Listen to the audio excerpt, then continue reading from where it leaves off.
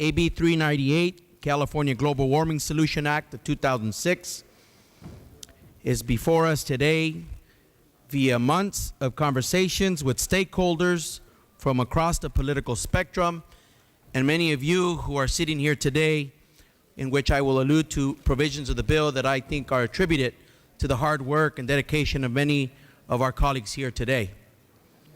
AB 398 would extend the cap and trade program until 2030, preserving an important tool that ensures we can meet our ambitious climate targets in the most effective manner.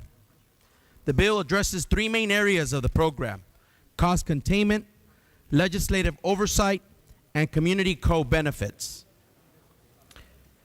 To ensure certainty for our communities and industry, this bill creates a hard price ceiling for the auction. To maintain the environmental integrity of the program, should the ceiling be reached, all revenue from additional allowances sold at the ceiling price must go to direct emission reduction efforts. The bill establishes two quote-unquote speed bumps to ensure auction prices do not rise too quickly. The bill also maintains industry assistance to prevent companies from leaving California and polluting elsewhere, and to give industry time to transition technology and processes to be more sustainable. This assistance would decline with cap, resulting in a 40% reduction by 2030.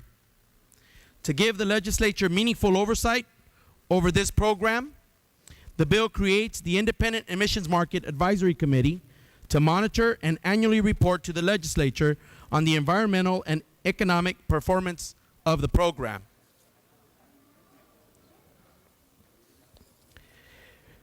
This bill also requires the Air Resources Board to report to the legislature by 2025 on the emission reductions from the program and potential risk of leakage. To ensure California communities benefit from this program, this bill limits the use of offset credits for compliance and requires at least half of the credits to be generated from the projects that directly benefit communities within the state of California. The bill promotes the development of a new in-state offset projects by creating the Compliance Offset Protocol Task Force to create new project types that benefit our agriculture industry and forest, among others. The bill requires the California Workforce Investment Board to report to the legislature by January 1st of 2019 on the resources and capacity needed to transition industry, workforce, and communities to meet the statewide climate goals.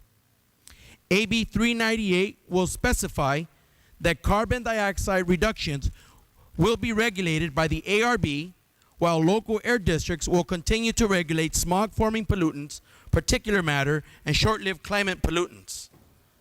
This bill will also expand and extend the manufacturing tax credit, which will help our economy continue to grow, and suspends the SRA fire prevention fee currently being paid by residents in parts of our state vulnerable to wildfires.